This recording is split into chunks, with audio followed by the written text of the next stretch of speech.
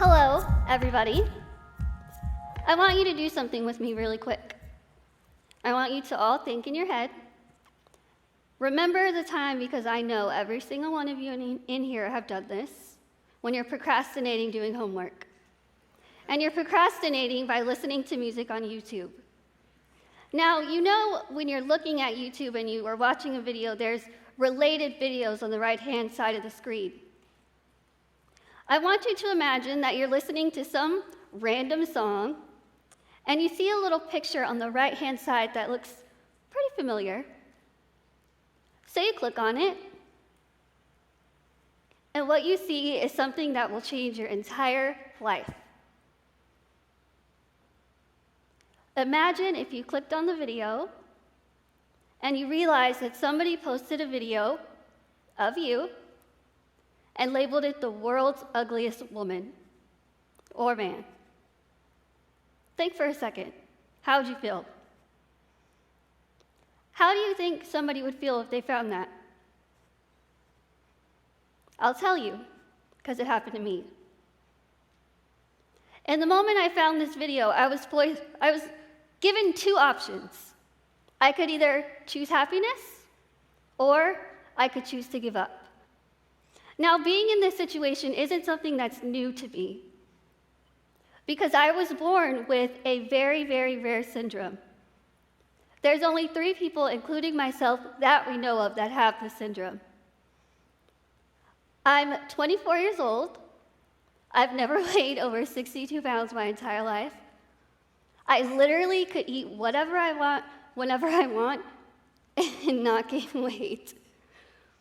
Now, it might sound pretty amazing. It is. Just be honest. But I am so small, and I look very different from other people. So as you can imagine, when people see me and they've never heard my story, they don't know who I am, they know nothing about me, they see me and they think, what's wrong with that girl? What eating disorder does she have? Why is she so skinny? From the second I was born, the doctors prepared my parents to expect absolutely nothing out of me. They said I wouldn't come out crying. They said I would never talk, I would never walk, I would never crawl. I would literally accomplish nothing in my life. And my parents said, you know what? We're going to take her home, we're going to love her, and we're going to raise her as best as we can.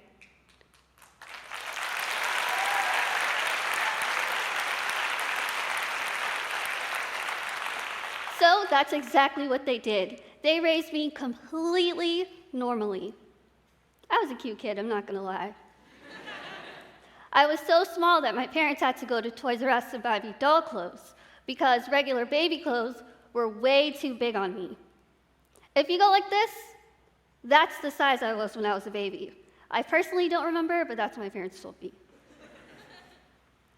I grew up completely normally, so normally to the point that when I started kindergarten, I had no clue that I was different.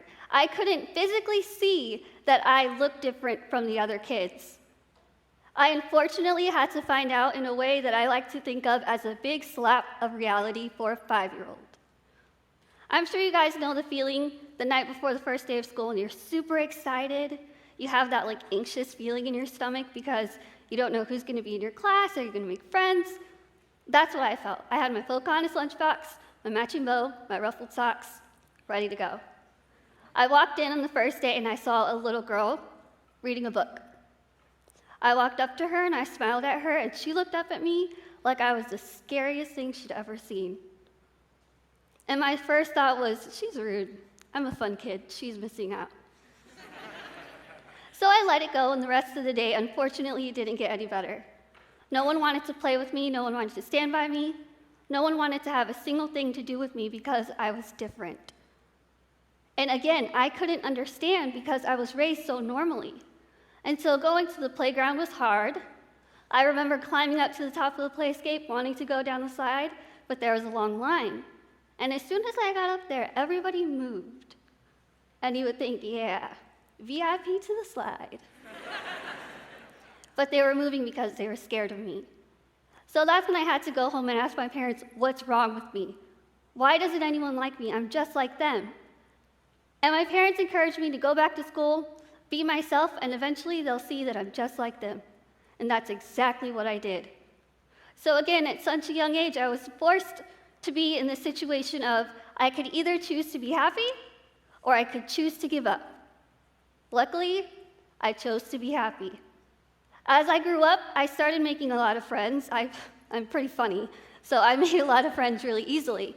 And once I started making friends, my friends started becoming my bodyguards, per se. When people would come up to me and kind of tease me and make fun of me, which happened often, they would come up and say, "This is my friend Lizzie, be nice to her, she's pretty cool." And luckily, it worked. As I got older, I of course had to deal with a lot of bullying. Luckily, no physical bullying, but a lot of name-calling and stares. And so I felt self-conscious a lot, even though I was so young, because I didn't look like the popular girls. But I, again, continued to be myself. Through middle school, I did cheerleading. I was a flyer. You could have seen how high I went up in the air. I realized that I was a people person. I loved being around people. I loved talking to people, meeting new people. So I joined every organization that I could think of. High school cheerleading, yearbook staff, newspaper, theater. I hate acting. I won an award in a play. I was doing all of these things, and once I got to high school, I was at a very high point, and I felt really good about myself. Until the day I found the YouTube video. This video is 8 seconds long. It had no sound. It had over 4 million views to this one video that was 8 seconds long. I scrolled down, and there were thousands of comments on it telling me I should kill myself. If people see my face, they would go blind. So I thought, those people, how could they? They don't know me. They know absolutely nothing about me. So again, I was put in the position choosing happiness or to choose to give up. And in that moment, I didn't want those people to define who I was as a person. I wanted to tell them off. I did. But I told myself, Lizzie, you're going to prove to these people that they're not going to win and they're not going to hold you down. So at this point, I'm deciding, how am I going to get my revenge? What am I going to do? I'm a very goal-oriented person, so I decided to set 4 goals for myself. I decided I was going to be a motivational speaker, I was going to write a book, I was going to graduate college, and I was going to have my own family and my own career. I made these goals when I was probably a sophomore, beginning of junior year. 2013 will be my 8th year of motivational speaking.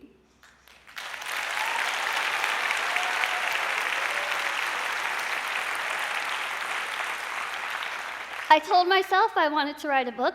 I never thought I'd be like on Harry Potter, Twilight level, but I knew I wanted to write a book.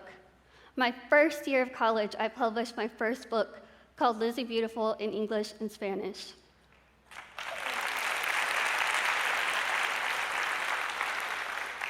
I never thought it would happen, but I ended up writing my second book, and it came out this past October, called Be Beautiful, Be You.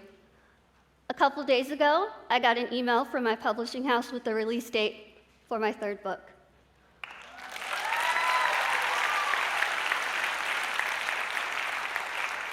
I told myself I wanted to graduate college, and this May I will be getting my degree from Texas State University.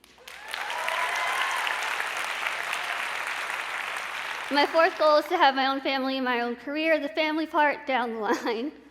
I'm only 24. The career part, I feel like I've gotten a good jump on it. And so now I'm faced with, what's next? What am I going to do? One of the biggest motivations for me to accomplish all those things was that YouTube video.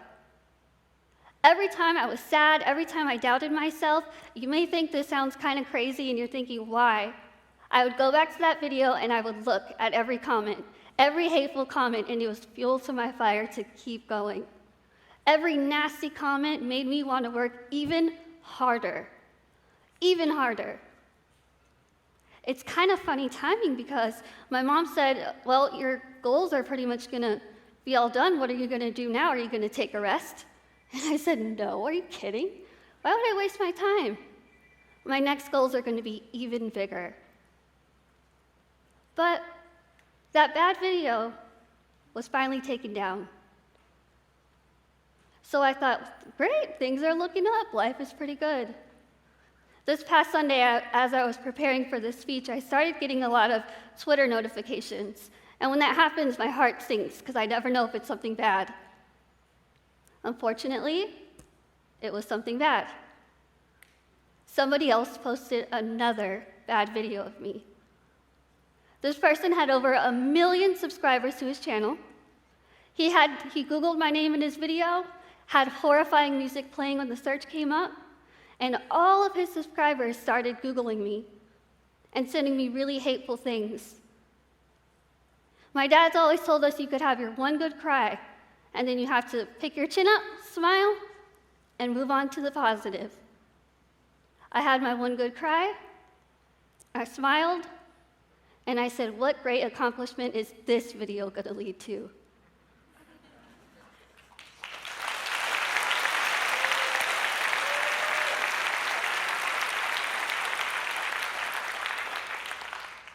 I told myself, Lizzie, you're going to show these people that they're not going to define you.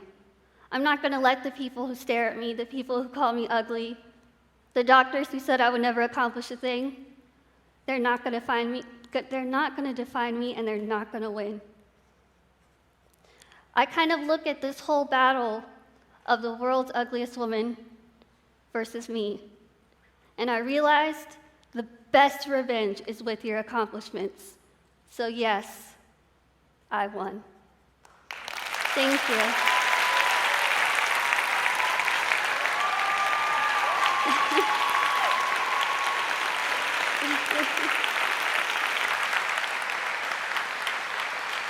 Thank you.